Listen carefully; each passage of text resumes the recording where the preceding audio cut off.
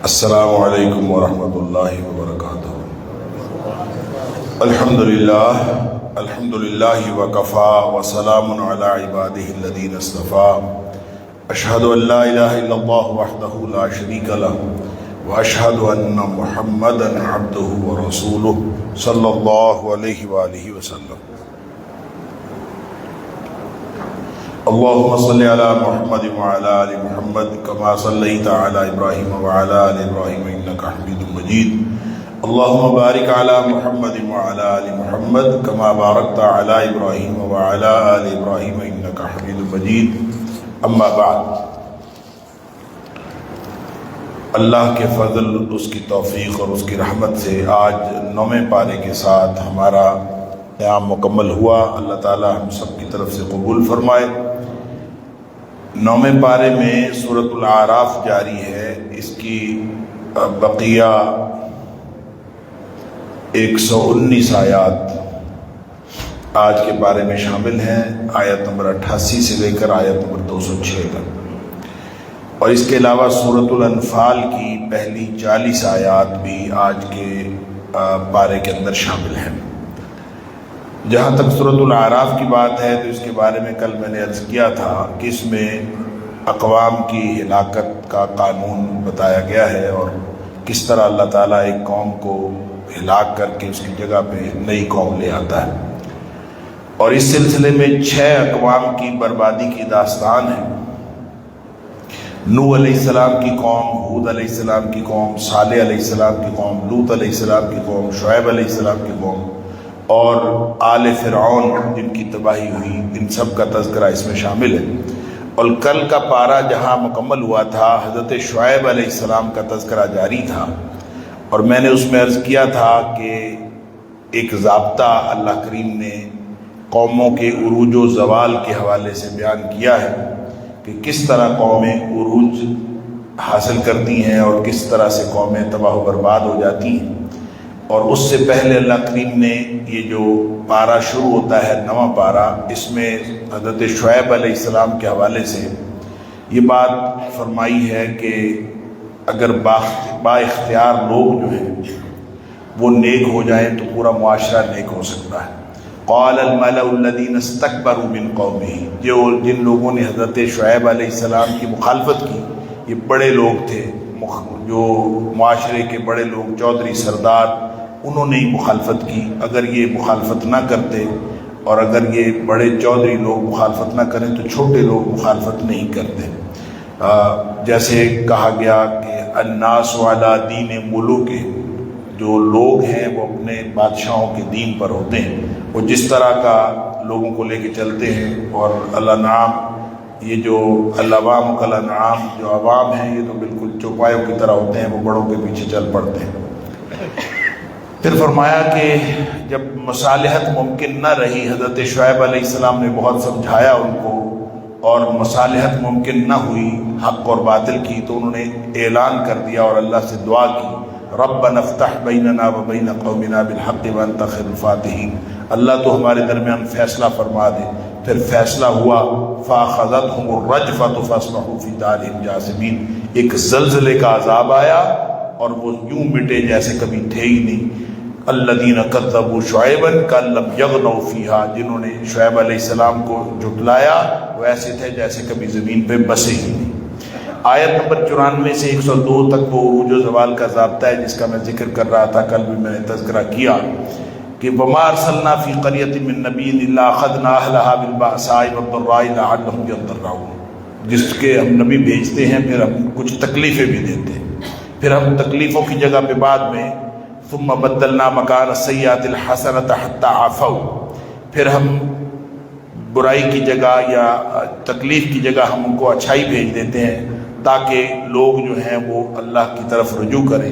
وَلَوْ أَنَّ أَهْلَ الْقُرَىٰ آمَنُوا وَاتَّقَوْا، اگر بستیوں کے لوگ واقعتاً ایماندار بن جائیں اور اللہ کا تقوی اختیار کریں، لَفَتَحْنَا عَلَيْهِمْ بَرَكَاتٍ مِّنَ السَّمَاءِ وَالْأَرْضِ وَلَٰكِنْ كَذَّبُوا فَأَخَذْنَاهُمْ بِمَا كَانُوا يَكْسِبُونَ، اگر وہ واقعتاً ایماندار اور تقوی والے بن جائے تو ہم ان کے اوپر زمین و آسمان سے خیر و برکت کے دروازے کھول دیں، لیکن لوگوں نے جھٹلایا، پھر ہم نے ان کے کرتوتوں کے سبب ان کو پکڑ لیا۔ پھر فرمایا کہ اگر لوگ اللہ کی بات مان لیں اور ایمان و تقوی والی زندگی گزاریں تو اللہ کے عذاب سے بچ سکتے ہیں، وگرنہ اللہ کا عذاب صبح کو آ سکتا ہے، دن کو آ سکتا ہے، لوگ اپنے اپنے مشغلے کے اندر، مشاغل کے اندر مشغول ہوں، اس وقت بھی عذاب آ سکتا ہے، اور رات کو بھی آ سکتا ہے کہ لوگ سوئے ہوئے ہوں۔ افامنوا مکر اللہ فلا یامن مکر اللہ الا القوم الخاسرون، اللہ کی منصوبہ بندی سے وہی غافل ہوتا ہے اور بے خوف ہوتا ہے جو خسارہ پانے والے لوگ ہیں۔ آگے آیت نمبر 103 سے لے کر آیت نمبر 171 تک موسیٰ علیہ السلام کے قصے کا ذکر ہے، آل فرعون کی بربادی کا ذکر ہے۔ موسیٰ علیہ السلام کا معاملہ جو ہے یہ بنی اسرائیل کی ایک داستان ہے، اور اس صورت میں بیان ہونے والا چھٹا قصہ ہے، اور قرآن حکیم میں بیان ہونے والا سب سے زیادہ بیان ہونے والا قصہ ہے حضرت موسیٰ علیہ السلام کا۔ اس کی وجہ یہ ہے، حضرت موسیٰ علیہ السلام کا زمانہ جیسا کہ میں نے عرض کیا کہ جو نوح علیہ السلام کا زمانہ جو ہے اندازے کے مطابق 3500 قبل مسیح کا ہے، اور ہود علیہ السلام کا زمانہ 3000 قبل مسیح کا ہے، اور صالح علیہ السلام کا زمانہ تقریباً 2500 قبل مسیح کا ہے، لوط علیہ السلام کا زمانہ جو ہے وہ 2100 یا 2000 کے قریب قبل مسیح کا ہے، اور اسی طرح جو حضرت شعیب علیہ السلام کا زمانہ ہے تقریباً کوئی 1400 قبل مسیح کا ہے، اور موسیٰ علیہ السلام کا زمانہ جو ہے وہ حضرت ابراہیم علیہ السلام کے کوئی 700 سال بعد 700-800 سال بعد، یعنی تقریباً کوئی 1300 قبل مسیح کا زمانہ ہے حضرت موسیٰ علیہ السلام کا۔ تو موسیٰ علیہ السلام کے اس قصے میں سب سے زیادہ کیوں بیان ہوا ہے، اس کے کئی پہلو ہیں۔ سب سے بڑی بات یہ ہے کہ یہ مادیت اور روحانیت کی جنگ ہے، اور اس میں معجزہ اور جادو کا فرق بتایا گیا ہے، اور معجزے اور جادو کے فرق میں فیصلہ کن قسم کا ایک کہانی بیان ہوئی ہے۔ پھر فرعون اور آل فرعون کے تکبر کا عبرتناک انجام ہے۔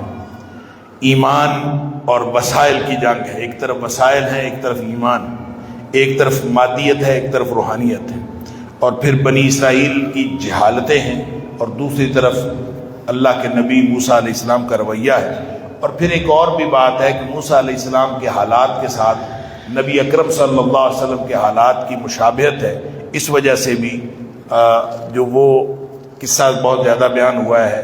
اور ایک اور وجہ بھی ہے کہ بنی اسرائیل کو اور عربوں کو جو عزت ملی ہے، عربوں کو عزت ملی نبی پاک صلی اللہ علیہ وسلم کے آنے کی وجہ سے، اور بنی اسرائیل کو عزت ملی حضرت موسیٰ علیہ السلام کے آنے کی وجہ سے۔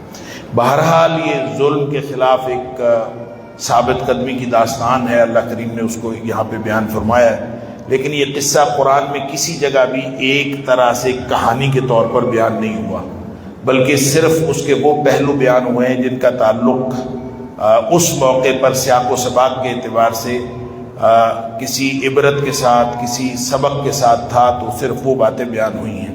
یہاں اس موقع سے ذکر کیا ہے جب حضرت موسیٰ علیہ السلام فرعون کے دربار میں گئے ہیں، اور جا کے ان کو کہا ہے قال موسیٰ یا فرعون انی رسول من رب العالمین، فرعون کے دربار میں جا کے انہوں نے اعلان کیا کہ میں اللہ کا رسول ہوں، اور یہی بات جو ہے وہ حقیقی بات ہے۔ اور پھر اس نے آگے سے مطالبہ کیا ہے کہ اگر کوئی تمہارے پاس قال ان كنت جئت بآیۃ فأت بها، اصل میں حضرت موسیٰ علیہ السلام نے فرمایا تھا کہ آپ مجھے میرے ساتھ بنی اسرائیل کو بھیج دیں، اور بنی اسرائیل اگر تم میرے ساتھ نہیں بھیجو گے تو پھر اللہ تعالیٰ کی طرف سے عذاب آئے گا۔ بہرحال حضرت موسیٰ علیہ السلام نے جب اعلان کیا تو حضرت موسیٰ علیہ السلام کے اس اعلان کے بعد فارسل معی بنی اسرائیل، میرے ساتھ بنی اسرائیل کو بھیج دیں۔ اس نے کہا اگر تمہارے پاس کوئی نشانی ہے نبی ہونے کی فأت بها ان كنت من الصادقین، اگر سچا ہے تو لے آؤ۔ موسیٰ علیہ السلام نے ایک تو عصا تھا پھینکا، سانپ بن گیا، ہاتھ نکالا، وہ ید بیضا، وہ چمکتا ہوا بنا۔ انہوں نے اپنے درباری اکٹھے کر لیے، انہوں نے کہا یہ تو جادو ہے، تو ہم بھی اس سے بڑا جادو لے آتے ہیں۔ ایک دن قائم ہو گیا، ایک طے ہو گیا کہ ایک دن جو ہے وہ سارے اکٹھے ہو جائیں گے، بڑے بڑے جادوگر بلا لیے۔ اللہ وجاء السحرة فرعون قالوا ان لنا لاجرا ان كنا نحن الغالبین، آ کے انہوں نے کہا کہ فرعون سے کہ اگر ہم غالب آ جائیں گے تو کیا ہمیں اجر ملے گا؟ قال نعم، بالکل اجر ملے گا، وَإِنَّكُمْ لَمِنَ الْمُقَرَّبِينَ، اور تم میرے خاص مقرب لوگوں میں شامل ہو جاؤ گے۔ قالوا یا موسیٰ اما ان تلقی واما ان نکون نحن الملقین، انہوں نے کہا موسیٰ علیہ السلام سے پہلے تو اپنا جادو کا آغاز کرے گا۔ وہ تو جادو ہی کہہ رہے تھے موسیٰ علیہ السلام کے عصا پھینکنے کو، ان کو کیا پتا کہ جادو اور معجزے میں فرق ہوتا ہے۔ لہٰذا موسیٰ علیہ السلام سے انہوں نے کہا کون شروع کرے گا؟ موسیٰ علیہ السلام نے کہا تم لوگ شروع کرو۔ قال القوا، تم لوگ شروع کرو۔ فلما القوا سحروا اعین الناس، جب انہوں نے وہ رسیاں اور اپنی لاٹھیاں پھینکی تو انہوں نے جادو کیا لوگوں کے آنکھوں پر۔ جادو جو ہے جو دو طریقے سے ہوتا ہے، ایک تو جنات کے ذریعے سے جنات مسلط کر دیے جاتے ہیں اور یہ جس شخص پر جادو کیا جاتا ہے اس کو جا کے تنگ کرتے ہیں۔ دوسرا جادو جو ہے اعصاب کے اوپر ہوتا ہے، اور وہ کسی بھی یعنی انسان کے اعصاب کے اوپر جب جادو ہو جاتا ہے تو وہ جادوگر جس طرح اس کو دکھانا چاہتا ہے وہ دکھا لیتا ہے۔ لہذا جادوگروں نے جو جادو کیا تھا وہ لوگوں کی آنکھوں پر کیا تھا۔ اب وہ تھی تو رسیاں ہی تھی، تو وہ لاٹھیاں ہی، لیکن نظر ایسے آ رہا تھا جیسے سانپ۔ اس وجہ سے ایک پریشانی سی پیدا ہوگی، وَاسْتَرْهَبُوهُمْ، اس نے لوگوں کو ڈرا دیا، اتنے ہزاروں سینکڑوں سانپ۔ اللہ اکبر۔ وَأُوحَيْنَا إِلَىٰ مُوسَىٰ أَنْ أَلْقِ عَصَاكَ، ہم نے موسیٰ علیہ السلام کو وحی کی تو اپنا عصا پھینکو، سارا کام معاملہ سیدھا ہو جائے گا۔ فَإِذَا هِيَ تَلْقَفُ مَا يَأْفِكُونَ، وہ عصا پھینکا، بڑا سانپ، اس نے ساری رسیاں کھا گیا۔ چل فَوَقَعَ الْحَقُّ وَبَطَلَ مَا كَانُوا يَعْمَلُونَ، حق غالب آ گیا اور وہ جو سب کچھ انہوں نے بنایا تھا سارا کا سارا باطل ہو گیا۔ فَغُلِبُوا هُنَالِكَ وَانقَلَبُوا صَاغِرِينَ، سارے کے سارے ہار گئے۔ وَأُلْقِيَ السَّحَرَةُ سَاجِدِينَ، لیکن فوراً ہی جادوگر جو ہیں، بھئی آپ اس کو لے جائیں نا، آپ کیا کر رہے ہیں؟ بچہ تو رو رہا ہے تو آپ تو بچے نہیں ہیں نا۔ اعوذ باللہ من الشیطان الرجیم۔ جادوگروں نے یہ سمجھ لیا کہ یہ جادو نہیں ہے، کیونکہ ان کو پاس تو جادو تھا، ان کو سمجھ آ گئی کہ یہ جادو نہیں ہے، یہ معجزہ ہے۔ لہذا وَأُلْقِيَ السَّحَرَةُ سَاجِدِينَ، وہ سارے کے سارے سجدے میں گر گئے۔ قَالُوا آمَنَّا بِرَبِّ الْعَالَمِينَ، انہوں نے کہا ہم جہانوں کے رب پر ایمان لاتے ہیں، اس پر بھی جہانوں کے رب پر ہم ایمان لاتے ہیں۔ وہ بدبخت تھا فرعون، اس کے ذہن میں آ سکتی تھی کہ میں جہانوں کا رب ہوں، اپنے آپ کو انا ربکم الاعلی کہتا تھا، لہٰذا انہوں نے وضاحت کی رب موسیٰ و ہارون، وہ جہانوں کا رب جو موسیٰ اور ہارون کا رب ہے، ہم اس کے اوپر ایمان لاتے ہیں۔ بہرحال اس کے بعد انہوں نے قوت ایمانی کا مظاہرہ کیا اور فرعون کو جواب دیا۔ اس نے کہا لَأُقَطِّعَنَّ أَيْدِيَكُمْ وَأَرْجُلَكُمْ مِنْ خِلَافٍ ثُمَّ لَأُصَلِّبَنَّكُمْ أَجْمَعِينَ، میں تمہیں سولی پہ چڑھا دوں گا، ہاتھ پاؤں کاٹ دوں گا، سب کچھ۔ ان کا قَالُوا إِنَّا إِلَىٰ رَبِّنَا مُنْقَلِبُونَ، تو کاٹ دے گا، ہم اپنے رب کی طرف چلے جائیں گے، کوئی مسئلہ نہیں ہے، مارنا ہے مار لو۔ اور پھر انہوں نے دعا کی ربنا افرغ علینا صبرا وتوفنا مسلمین، اللہ ہمارے اوپر صبر ڈال دے اور ہمیں مطیع اور فرمانبردار کر کے مسلمان کر کے مارنا۔ آگے پھر اللہ تعالیٰ فرماتا ہے کہ فرعون نے پھر قتل اولاد کا حکم دے دیا۔ ایک دفعہ قتل اولاد کا حکم دیا تھا جب موسیٰ علیہ السلام ابھی پیدا نہیں ہوئے تھے، تو اس کو نجومیوں نے بتایا تھا کہ کوئی بنی اسرائیل کا بچہ ہوگا جو تمہیں قتل کرے گا، تو جس کے ذریعے سے تمہارا اقتدار ختم ہوگا۔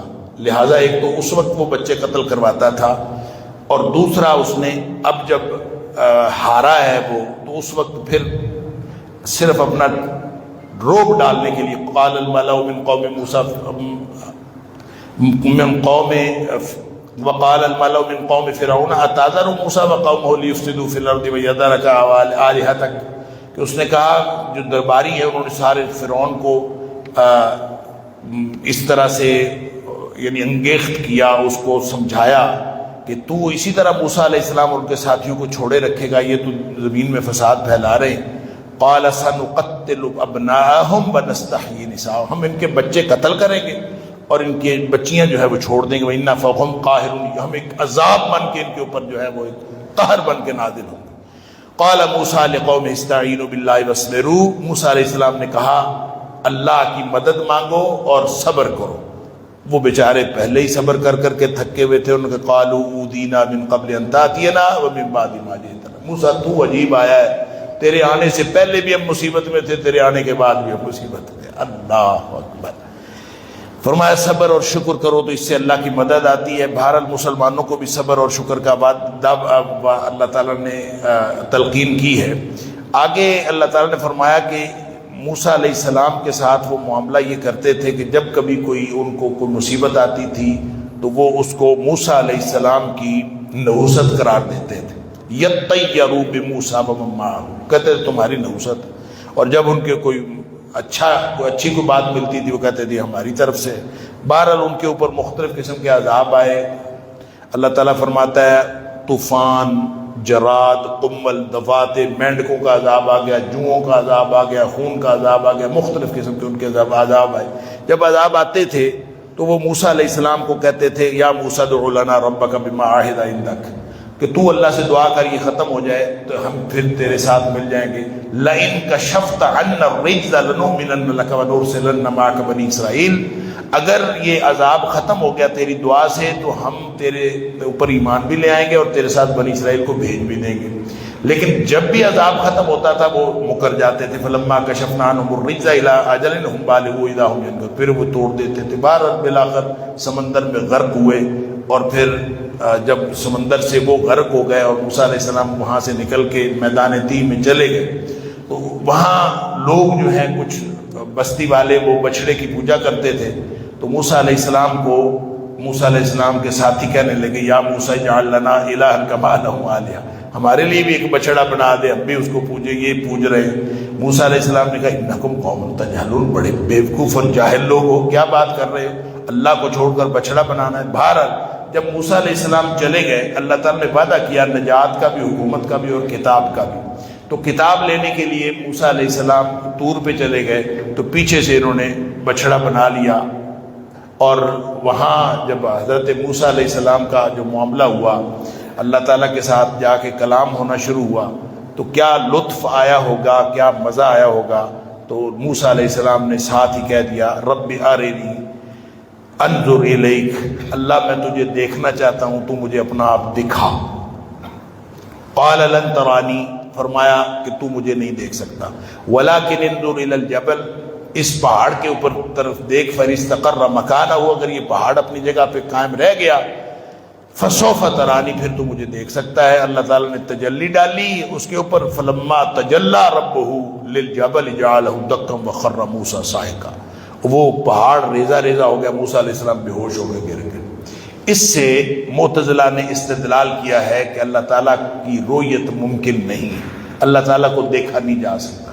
اللہ کا نبی کہہ رہا ہے کہ مجھے دکھا، اور اللہ تعالیٰ نے فرمایا لن ترانی، اور لن کا مطلب ہوتا ہے ہرگز نہیں، تو اس کا مطلب ہے اللہ تعالیٰ کو ہرگز نہیں دیکھا جا سکتا۔ اگر دیکھا جا سکتا ہوتا تو اللہ کے نبی کے سوال کے مقابلے جواب میں اللہ تعالیٰ یوں نہ فرماتا، لہذا انہوں نے اللہ تعالیٰ کی رؤیت کا انکار کیا ہے دنیا میں بھی اور آخرت میں بھی، یہ غلط ہے۔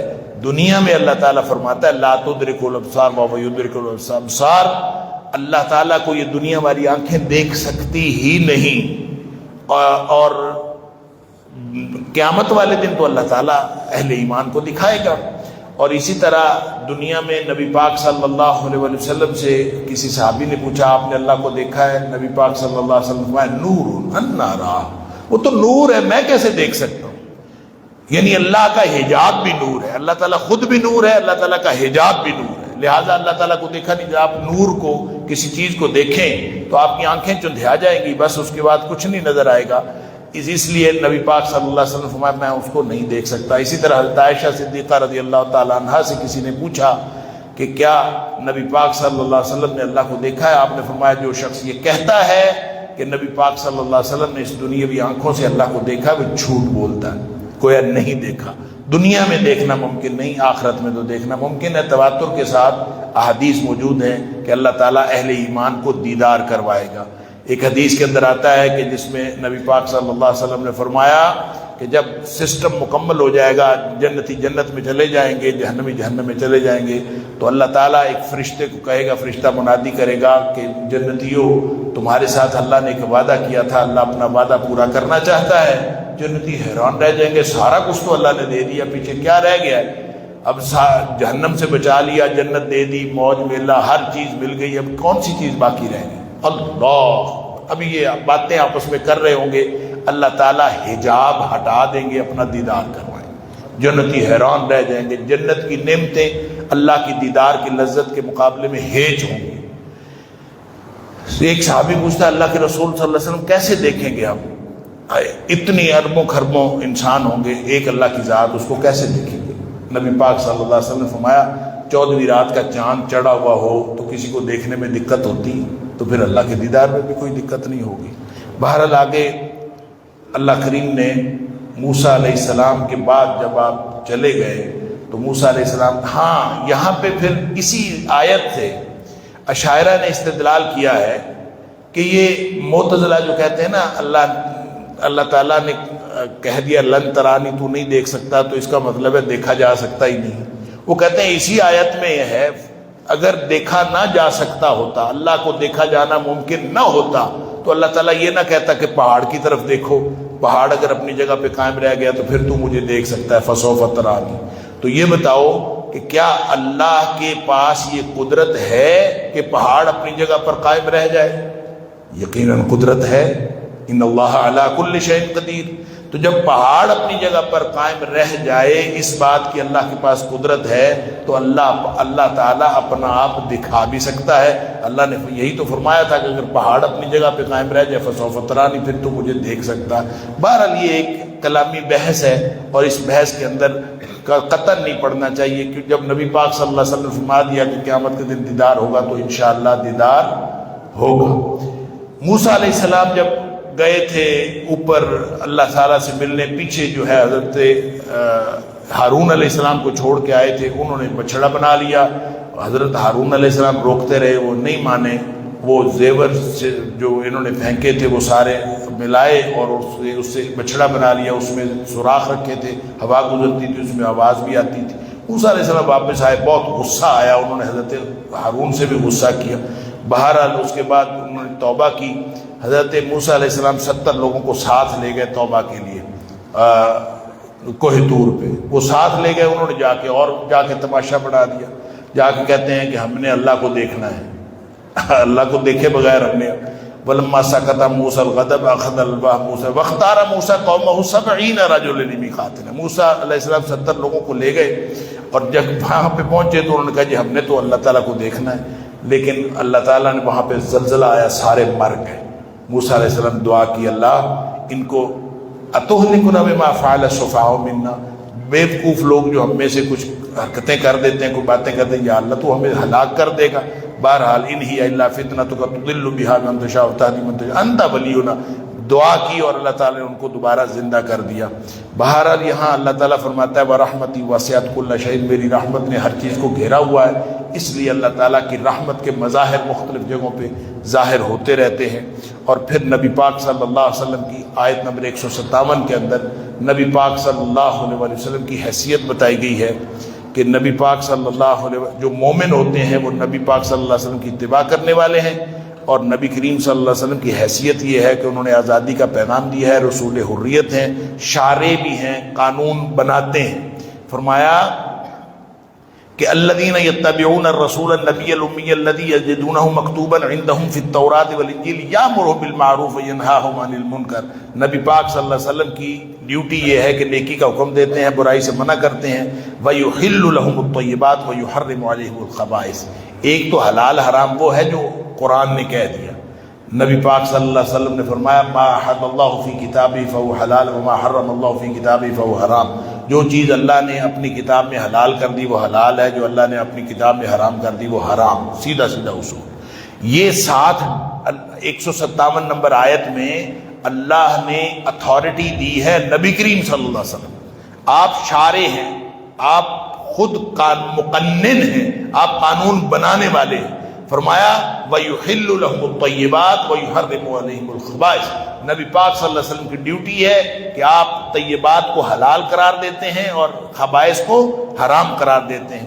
اور پھر فرمایا وَيَدَعُ عَنْهُمْ إِصْرَهُمْ وَالْأَغْلَالَ الَّتِي كَانَتْ عَلَيْهِمْ، ان کے بوجھ دور کرتے ہیں، اور جو ان کے اوپر بیڑیاں پڑی ہوئی تھیں اللہ کے رسول صلی اللہ علیہ وسلم وہ ہٹانے کے لیے تشریف لائے، لہٰذا ان کے ساتھ ان کی مدد کرو، وَنَصَرُوا وَاتَّبَعُوا النُّورَ الَّذِي أُنزِلَ مَعَهُ، لوگوں نے حضرت نبی پاک صلی اللہ علیہ وسلم کے بارے میں قرآن میں جہاں کہیں نور آیا، خاص طور پہ سورۃ المائدہ کے اندر ہم نے وہاں پڑھا تھا کہ نبی پاک صلی اللہ علیہ وسلم کو لوگ کہتے ہیں کہ یہ نور نبی کریم صلی اللہ علیہ وسلم کو کہا ہے، حالانکہ اللہ تعالیٰ نے یہاں کیٹیگوریکلی کہہ دیا وَاتَّبَعُوا النُّورَ الَّذِي أُنزِلَ مَعَهُ، اور اس نور کی پیروی کی جو نبی پاک صلی اللہ علیہ وسلم کے ساتھ نازل ہوا، اور نبی پاک صلی اللہ علیہ وسلم کے ساتھ کیا نازل ہوا ہے؟ قرآن۔ گویا قرآن نے قرآن کو نور کہا ہے، اولئک هم المفلحون۔ پھر آگے نبی پاک صلی اللہ علیہ وسلم کی نبوت کا عمومی اعلان ہے، انی رسول اللہ، قل یا ایھا الناس انی رسول اللہ الیکم جمیعا، آپ فرما دیجئے کہ میں تم سب انسانوں کی طرف رسول ہوں۔ پھر آگے قوم موسیٰ پر انعامات کا ذکر شروع ہو گیا۔ اللہ تعالیٰ نے جب ان کو پانی چاہیے تھا، موسیٰ علیہ السلام نے عصا مارا، پانی مل گیا، بادل کا سایہ آ گیا، من و سلوہ مل گیا۔ پھر آگے اصحاب سبت کا واقعہ آیت نمبر 163 میں۔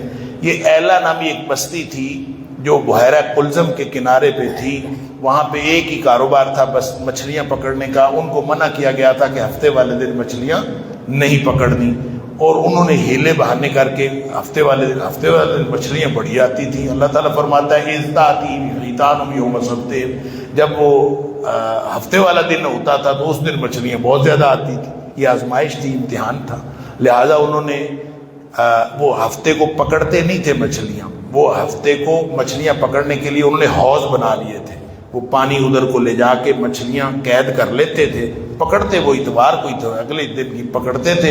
اللہ تعالیٰ نے فرمایا کہ کذالک نبلوہم بما کانوا یفسقون، وہ فسق کرتے تھے، اطاعت سے نکلے ہوئے تھے، اس طرح ہم نے ان کو آزمایا۔ لیکن ان لوگوں نے اللہ تعالیٰ کی بات کو جب ہلوں بہانوں سے ٹالا تو اللہ تعالیٰ نے ان کو بندر بنا دیا۔ یہ وہ بنی اسرائیل کی یہ قوم ہے۔ پھر آگے بنی اسرائیل کی دائمی سزا کا ذکر ہے، وَإِذْ رَبُّكَ لَيَبْعَثَنَّ عَلَيْهِمْ إِلَى يَوْمِ الْقِيَامَةِ مَن يَسُومُهُمْ سُوءَ الْعَذَابِ۔ سبحان اللہ۔ اللہ تعالیٰ فرماتا ہے کہ ہمیشہ کے لیے بنی اسرائیل جو ہے یہ بالکل نافرمان قوم، اور اس نافرمان قوم کے لیے اللہ نے اعلان کر دیا ہے کہ ہمیشہ کے لیے کوئی نہ کوئی ان کو عذاب چکھاتا رہے گا، کوئی نہ کوئی جو ہے ان کو عذاب چکھاتا رہے گا، یہ کسی نہ کسی کے دستے نگر رہیں گے۔ اور ان کی اگر تاریخ دیکھیں تو پہلے یونانی اور کلدانی شاہوں کے محکوم رہے، پھر بخت نصر نے اپنے مظالم کا نشانہ بنایا، پھر نبی کریم صلی اللہ علیہ وسلم کے زمانے میں یہ مجوسیوں کے زیر نگی رہے، پھر خیبر سے نکالے گئے، یعنی نبی پاک صلی اللہ علیہ وسلم مدینہ سے نکالے گئے، پھر خیبر سے نکالے گئے، اور آج کل بھی یہ دنیا میں جہاں کہیں بھی وہ موجود ہیں وہ امریکہ اور برطانیہ کے دستے نگر ہیں۔ ایسا نہیں ہے کہ وہ خود سے کوئی اپنی طاقت رکھتے ہوں، وہ ادھر ادھر سے مانگے تانگے کی طاقت ہے۔ آیت نمبر 172 سے 206 تک 8واں حصہ ہے سورہ اعراف کا، جس میں نبی پاک صلی اللہ علیہ وسلم کو پر ایمان لانے کی آپ کو اور اہل ایمان کو ہدایات دی گئی ہیں، اور توحید و رسالت کا تذکرہ ہے۔ عمومی عہد الست کا ذکر، یہ ہے وہ تاریخی عہد الست۔ اللہ تعالیٰ فرماتا ہے کہ وَإِذَا أَخَذَ رَبُّكَ مِن بَنِي آدَمَ مِن ظُهُورِهِمْ ذُرِّيَّتَهُمْ وَأَشْهَدَهُمْ عَلَىٰ أَنفُسِهِمْ، اللہ تعالیٰ نے سارے لوگوں سے عہد لیا اور ان سے گواہی لی اپنی اپنی ذات پر۔ أَلَسْتُ بِرَبِّكُمْ، کیا میں تمہارا رب نہیں ہوں؟ قَالُوا بَلَىٰ شَهِدْنَا، سب نے کہا اللہ تو ہی رب ہے، ہم گواہ۔ سب نے گواہی دی۔ یہ گواہی کب ہوئی، کس موقع پر ہوئی؟ اللہ کو معلوم ہے۔ فطرت کی گواہی ہے یا روحوں کے عہد میں؟ کیونکہ ایک عالم ارواح یہاں اس دنیا میں آنے سے پہلے، عالم دنیا سے پہلے ایک عالم ارواح تھا، تو عالم ارواح میں احادیث کے اندر بھی آتا ہے، نبی پاک صلی اللہ علیہ وسلم نے فرمایا کہ روحیں جو ہیں وہ ایک جب اس عالم دنیا میں آنے سے پہلے عالم ارواح میں تھیں، تو جن روحوں کا وہاں پہ آپس میں تعلق تھا اس دنیا میں آ کے بھی وہ ایک دوسرے کو پہچان لے دیتی ہیں اور یہاں ان کا تعلق بن جاتا ہے۔ تو عالم ارواح میں غالباً اللہ نے یہ وعدہ لیا، دونوں تفسیریں ہیں، فطرت کی گواہی ہے یا پھر یعنی توحید انسان کی فطرت میں۔ تو وعدہ لیا تھا کہ میں رب نہیں ہوں، سب نے کہا تو اللہ رب ہے۔ اگر ہم سے وعدہ لیا تھا تو کسی کو یاد نہیں ہے، یاد اس لیے نہیں ہے کہ ہماری یادداشت میں نہیں رکھا، ہماری فطرت میں رکھا ہے۔ انسان کی فطرت میں ہے کہ وہ عبدیت رب کرتا ہے، رب کی غلامی کرتا ہے۔ فرق اس وقت پڑتا ہے جب وہ رب العالمین کو چھوڑ کر دنیا میں چھوٹے چھوٹے رب بنا لیتا. اس کا تذکرہ ہے. پھر آگے مادیت پرستی کی مثال دی ہے. جو لوگ اللہ کو نہیں مانتے اور مادیت پرستی کا شکار ہو جاتے ہیں ان کی مثال کتے کی مثال ہے. اللہ، اس کے اوپر تم حملہ کرو تو بھی وہ ہانپتا ہے، حملہ نہ کرو تو بھی ہانپتا ہے. کتے کی مثال دینے کے بعد فرمایا کہ جو وَلَقَدْ ذَرَأْنَا لِجَهَنَّمَ كَثِيرًا مِنَ الْجِنِّ وَالْإِنسِ، جن و انس میں کچھ لوگ تو ایسے ہیں جو جانوروں سے بھی گئے گزرے. یہ تو مادیت کا شکار کتے کی مثال دی. تو اگلی مثال یہ دی کہ لَهُمْ قُلُوبٌ لَا يَفْقَهُونَ بِهَا، جن کے دل ہیں ان سے سمجھتے نہیں، ان کی آنکھیں ہیں ان سے دیکھتے نہیں، ان کے کان ہیں ان سے سنتے نہیں. أُولَٰئِكَ كَالْأَنْعَامِ بَلْ هُمْ أَضَلُّ، یہ جانوروں جیسے ہیں بلکہ جانوروں سے بھی گئے گزرے. یہاں اللہ کریم نے ہماری توجہ لینے کے لیے اور ہمیں ایک خاص توجہ کے ساتھ بات سننے کے لیے اس طرح سے پیرایا اختیار فرمایا کہ اولئک کالانعام بل هم اضل. حالانکہ اولئک اضل الانعام، کہ وہ جانوروں سے بھی گئے گزرے ہیں، یہ کہا جا سکتا تھا، یہ نہیں فرمایا. اولئک کالانعام پہلے مرحلے پہ فرمایا کہ یہ چوپایوں جیسے ہیں، مویشیوں جیسے ہیں، ڈنگروں جیسے ہیں. پھر فرمایا بل هم اضل. کیوں ڈنگروں جیسے یہ نہیں ہو سکتے؟ اس لیے کہ ڈنگر جو ہیں، مویشی جو ہیں، وہ اپنے وظیفہ وجود ادا کر رہے ہیں. ان کو جو ڈیوٹی لگی ہے وہ تو ڈیوٹی ادا کر رہے ہیں. تو جو ڈیوٹی ادا کر رہا ہے وہ اور جو ڈیوٹی ادا نہیں کر رہا، ان دونوں کو برابر کیسے کہا جا سکتا ہے؟ اس لیے فرمایا بل هم اضل. آگے اسماء الحسنی کا فرمایا وسیلہ حاصل کرنا چاہیے. وَلِلَّهِ الْأَسْمَاءُ الْحُسْنَى فَادْعُوهُ بِهَا وَذَرُوا الَّذِينَ يُلْحِدُونَ فِي أَسْمَائِهِ. سمجھ لیجئے اللہ کے اچھے اچھے نام ہیں، اس کے ذریعے سے اللہ کو پکارا کرو. یہ ہے وسیلہ. اللہ کا قرب حاصل کرنا ہے تو اللہ تعالیٰ کے اچھے اچھے ناموں کے ذریعے سے اللہ کو پکارنا چاہیے. جو چیز چاہیے ہو اللہ کے اس نام کے ذریعے سے. جس کو رحمت چاہیے وہ رحمان اور رحیم کہے کہ اللہ کو پکارے یا رحمان یا رحیم. جس کو تونگری چاہیے وہ یا غنی کہے. اور جس کو جو چیز چاہیے، جس کو یہ چاہیے کہ اللہ ہمارے عیب جو ہے وہ چھپا لے، یا ستار العیوب. تو جس نے اللہ کے اچھے اچھے نام ہے وہ پکارتا جائے، اللہ تعالیٰ کوئی کچھ عطا فرماتا جاتا ہے. اور ساتھ فرمایا وَذَرُوا الَّذِينَ يُلْحِدُونَ فِي أَسْمَائِهِ. جو لوگ اللہ کی صفات کے اندر الحاد کرتے ہیں ان لوگوں کو ضرور چھوڑ دو. اس کا مطلب یہ ہے کہ توحید جس کی 3 قسمیں ہیں، توحید فی الذات ہے اور توحید فی الصفات ہے اور توحید فی الافعال یعنی توحید فی العبادت. تو جو بھی کسی بھی طرح کا شرک ہو، اس دور میں شرک فی الصفات ہوتا تھا. تو فرمایا جو لوگ بھی اللہ کی صفات میں شرک کرتے ہیں ان کو چھوڑ دو. اس کا مطلب یہ ہے کہ جن کا عقیدہ غلط ہوتا ہے، غلط عقیدے والوں کو چھوڑنا ضروری ہے. قرآن کا یہ حکم ہے. پھر اس کے بعد غور و فکر کی دعوت دی گئی ہے. اور پھر یہ جواب قیامت کب آئے گی اس کا جواب دیا ہے. یسألونک عن الساعۃ ایان مرساها، وہ کہتے ہیں قیامت کب آئے گی. قل انما علمها عند ربی، کہہ دیجئے کہ اس کا علم تو اللہ کے پاس ہے. لا یجلیھا لوقتھا الا هو، وہ ظاہر کرے گا اس کو، وہی ظاہر کرے گا، اس کے علاوہ. لیکن ہے بہت بڑا حادثہ. ثقلت فی السماوات والارض لا تأتیکم الا بغتہ، اچانک آئے گا اور بہت بڑا حادثہ ہوگا. اس لیے اس کے لیے تیاری کرو، سوال نہ کرو.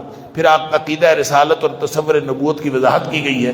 قل لا املک لنفسی نفعا ولا ضرا، کہہ دیجیے اے حبیب صلی اللہ علیہ وسلم میں اپنی ذات کے لیے نہ نفع کا مالک ہوں نہ نقصان کا مالک ہوں، الا ما شاء اللہ، سوائے اس کے کہ جو اللہ چاہے. پھر آگے بت پرستی کا ابطال کیا گیا ہے. پھر اللہ تعالیٰ نے فرمایا اپنے جیسوں کو شریک بناتے ہو. عباد امثالکم ان الذین تدعون من دون اللہ عباد امثالکم، یہ جو اپنے جیسے بندوں کو جو لوگ پوجنا شروع کر دیتے ہیں، گویا شخصیت پرستی کا ابطال کیا ہے کہ کوئی انسان جو ہمارے جیسے انسان ہیں وہ پوجے جانے کے لائق نہیں ہے. ہم سب منگتے ہیں، ہم سب ایک جیسے ہیں، مخلوق ہیں اور عبد ہیں. اللہ تعالیٰ کے سے مانگنا چاہیے اور اللہ تعالیٰ کے ساتھ ہی عبدیت کا رشتہ جوڑنا چاہیے. اور جو اپنی مدد نہیں کر سکتے وہ تمہاری مدد کیا کریں گے. آگے پھر شیطانی وسوسوں کا ایک تو 2 حکم دیے گئے ہیں. منکرین نبوت سے اعراض کرنے کی تعلیم دی گئی ہے. خذ العفو وأمر بالعرف وأعرض عن الجاہلین، جو نبی پاک صلی اللہ علیہ وسلم کی نبوت کو نہیں مانتے ان کو آپ چھوڑ دیجئے اور پھر فرمایا وَإِمَّا يَنزَغَنَّكَ مِنَ الشَّيْطَانِ نَزْغٌ، کبھی بھی شیطان کچوکا لگائے نا، شیطان وسوسہ ڈالے، تو ایک ٹول دے دیا ہے، ایک علاج دے دیا ہے، فَاسْتَعِذْ بِاللَّهِ، اعوذ باللہ من الشیطان الرجیم پڑھنا۔ لہذا لوگ پوچھتے ہیں کہ نماز میں ہم خیالات بڑے آتے ہیں، بن نماز میں خیال خاص شیطان ہے جو خیال نماز میں آ کے بھاگ کے آپ کو آ کے وسوسے ڈالتا ہے، تو قرآن نے علاج بتایا ہے۔ وہ لوگوں سے کوئی پوچھتے ہیں سوال کہ جناب نماز میں وسوسے آتے ہیں کیا کریں، وہ کہتا ہے کعبے کی تصویر سامنے رکھیں، کوئی کہتا ہے فلاں کریں، کوئی فلاں کریں۔ بھئی قرآن نے علاج بتایا، اعوذ باللہ من الشیطان الرجیم پڑھیں۔ نبی اکرم صلی اللہ علیہ وسلم نے فرمایا جب شیطان وسوسہ ڈالے اعوذ باللہ من الشیطان الرجیم پڑھ کے 3 دفعہ دل کی طرف یوں کر کے دھتکار دیں اس کو، اور بس اس کے بعد نماز پڑھتے رہیں۔ یہ آپ کے پاس ایک فائر ہے، اللہ نے دیا ہے کہ فائر کرتے رہیں اور اس کو دفع کرتے رہیں۔ آخر پہ سورت کے آخر پہ قرآن کی عظمت کی تعلیم ہے۔ اس کے بعد سورۃ الانفال ہے۔ سورہ انفال مدنی سورت ہے، بنیادی طور پر انفال کا معنی ہوتا ہے مال غنیمت۔ یہ غزوہ بدر پر تبصرہ ہے۔ غزوہ بدر مسلمانوں کا پہلا مارکہ تھا، اور اس مارکے کے اندر بہت ساری خامیاں رہ گئیں جو ابھی باقی تھیں، اس کا تذکرہ بھی اس صورت میں ہے۔ ان صفات کا تذکرہ ہے جو کامیابی کا باعث بنی، اور نصرت الہی کا تذکرہ ہے جو اصل وجہ ہے مسلمانوں کی کامیابی کی۔ یہاں 6 صفات مسلمانوں کی شروع میں بیان کی گئی ہیں۔ ایک تو مسلمان اطاعت کرنے والے ہوتے ہیں، اطیعوا اللہ و رسولہ، اللہ کی اطاعت کرنے والے ہیں۔ دوسرا یہ کہ انما المؤمنون الذین اذا ذکر اللہ وجلت قلوبهم، مومن وہ ہوتے ہیں جب اللہ کا ذکر کیا جاتا ہے ان کے دل دہل جاتے ہیں، دل ڈر جاتے ہیں۔ پھر قرآن سن کر ان کا ایمان بڑھ جاتا ہے، وَإِذَا تُلِيَتْ عَلَيْهِمْ آیَاتُ زَادَتْهُمْ ایمانا۔ پھر اللہ پر توکل کرتے ہیں، نماز پڑھتے ہیں اور انفاق فی سبیل اللہ کرتے ہیں۔ یہ مومنوں کی صفات ہیں، اور ان مومنوں کی صفات آیت نمبر 1 سے 4 تک اللہ کریم نے تمہیدی آیات اہل ایمان کی وضاحت اور اہل ایمان کی صفات بیان کی ہیں۔ اس کے بعد آیت نمبر 5 سے 14 تک غزوہ بدر کا پس منظر اور مقاصد بتائے ہیں کہ بدر کے آغاز میں ایک بات یہاں اللہ تعالیٰ نے بدر کے حوالے سے کی ہے کہ وَإِذْ يَعِدُكُمُ اللَّهُ إِحْدَى الطَّائِفَتَيْنِ أَنَّهَا لَكُمْ۔ آیت کا ترجمہ غور سے سن لیجئے۔ اس وقت کو یاد کرو جب اللہ آپ سے وعدہ کر رہا تھا کہ 2 گروہوں میں سے ایک آپ کو گروہ ملے گا۔ وَتَوَدُّونَ أَنَّ غَيْرَ ذَاتِ الشَّوْكَةِ تَكُونُ لَكُمْ، اور تم یہ چاہ رہے تھے کہ جو غیر مسلح گروہ ہے اس کے ساتھ تمہارا سامنا ہو۔ وَيُرِيدُ اللَّهُ أَن يُحِقَّ الْحَقَّ بِكَلِمَاتِهِ، اللہ چاہ رہا تھا کہ حق کو واضح کر دے، وَيَقْطَعَ دَابِرَ الْكَافِرِينَ، اور کافروں کی جڑ کاٹ دے۔ اب دیکھیں اس کا مطلب یہ ہے کہ نبی پاک صلی اللہ علیہ وسلم جب مدینہ سے چلے تھے تو اللہ تعالیٰ نے نبی پاک صلی اللہ علیہ وسلم کو بتا دیا تھا کہ 2 لشکر ہیں، 2 میں سے ایک لشکر سے سامنا ہوگا۔ نبی پاک صلی اللہ علیہ وسلم کو بتا دیا تھا، صحابہ کو نہیں پتا تھا۔ وہ نبی پاک صلی اللہ علیہ وسلم جب چلنے لگے تو آپ نے فرمایا 2 میں سے ایک لشکر کے ساتھ ہمارا آمنا سامنا ہونا ہے۔ اب نبی کریم صلی اللہ علیہ وسلم کو بتا دیا تھا کہ جنگ ہوگی، جا کے اسی کے ساتھ۔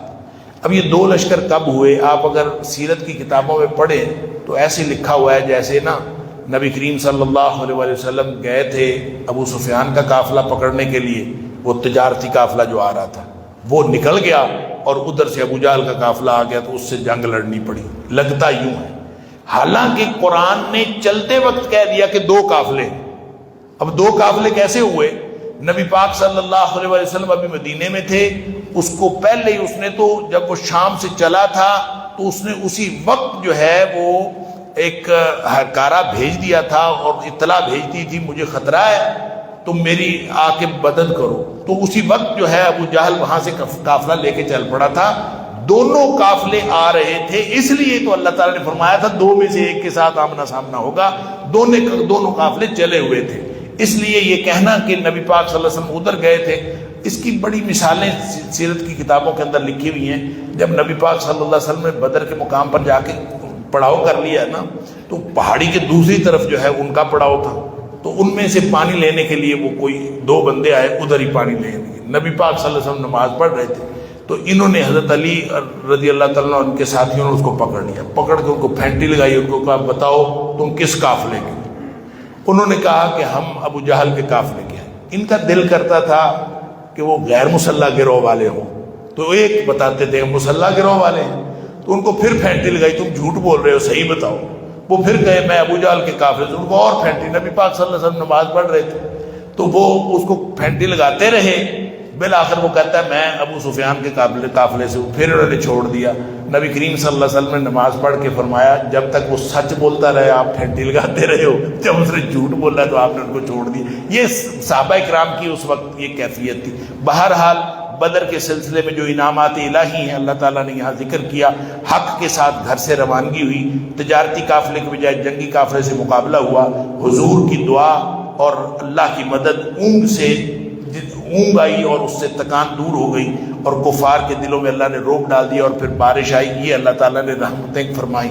آیت نمبر 15 سے 28 تک تنظیم جہاد، یا ایھا الذین آمنوا اذا لقیتم الذین کفروا زحفا فلا تولوهم الادبار، جب بھی تم کسی دشمن سے تمہاری مٹ بھیڑ ہو، آپ آپس میں آمنا سامنا ہو، تو کبھی بھی پیٹھ پھیر کے بھاگنا نہیں ہے۔ وَمَن یُوَلِّهِمْ یَوْمَئِذٍ دُبُرَهُ، کوئی بھی اگر پیٹھ پھیر کے بھاگ گیا، اللہ فقد باء بغضب من اللہ ومأواہ جہنم، اگر کوئی پیٹھ پھیر کے بھاگ گیا میدان جنگ سے تو اس کے اوپر اللہ کا غضب نازل ہوتا ہے اور اس کا ٹھکانہ جہنم۔ یہاں پہ ایک بات میں عرض کروں، اتنا بڑا گناہ ہے کہ کوئی اگر میدان جنگ سے فرار حاصل کرے۔ نبی اکرم صلی اللہ علیہ وسلم نے فرمایا استغفر اللہ الذی لا الہ الا هو الحی القیوم واتوب الیہ، یہ کوئی شخص 3 دفعہ پڑھ لے دھیان سے، توجہ سے، اللہ تعالیٰ اس کے سارے گناہ معاف کر دیتا ہے، چاہے وہ میدان جہاد سے فرار ہوا ہو۔ اللہ اکبر، پیچھے کیا رہ گیا؟ پھر آگے اللہ اور اس کے رسول صلی اللہ علیہ وسلم کی اطاعت کا حکم ہے کہ وگرنہ تم بھی فتنہ عام میں مبتلا ہو جاؤ گے، واتقوا فتنۃ لا تصیبن الذین ظلموا منکم خاصہ، اس فتنے میں پڑ جاؤ گے تم، اللہ اور اس کے رسول صلی اللہ علیہ وسلم کے حکم مانتے رہو گے تو فتنوں سے بچے رہو گے۔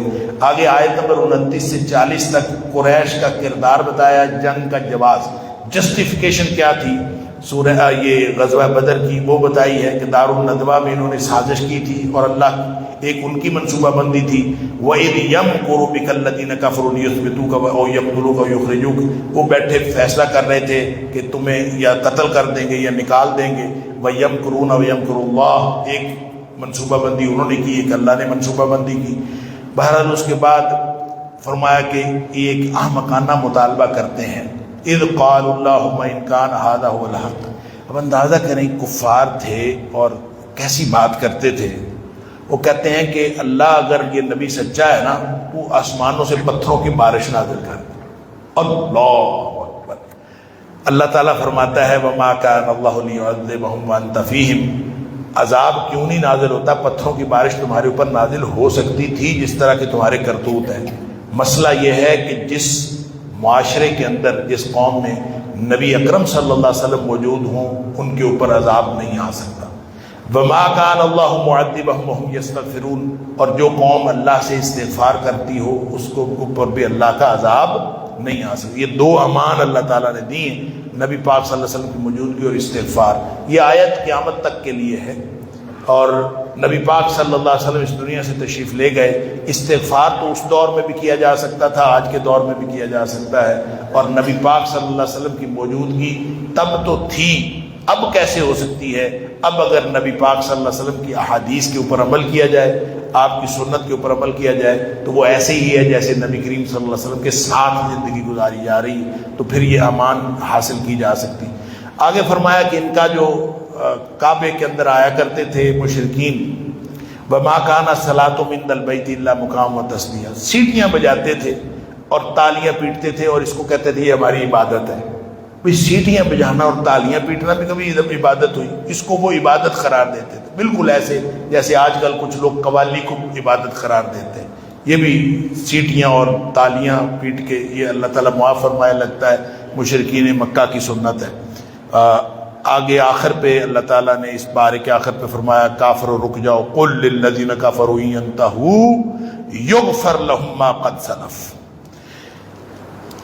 اللہ تعالیٰ نے فرمایا کہ اے حبیب صلی اللہ علیہ وسلم کافروں سے کہہ دیں یا تو رک جاؤ باز آ جاؤ، نہیں تو پھر قتل ہونے کے لیے تیار ہو جاؤ، اور قاتلوہم حتی لا تکون فتنۃ ویکون الدین کلہ للہ، اس وقت تک آپ ان کے خلاف مقاتلہ جاری رکھیں جب تک اللہ کا دین باقی نہ رہے اور یہ سب فتنہ ختم ہو جائے۔ اللہ تعالیٰ مجھے اور آپ کو ہم سب کو قرآن سمجھنے اور عمل کرنے کی توفیق عطا فرمائے۔ وآخر دعوانا الحمدللہ رب العالمین۔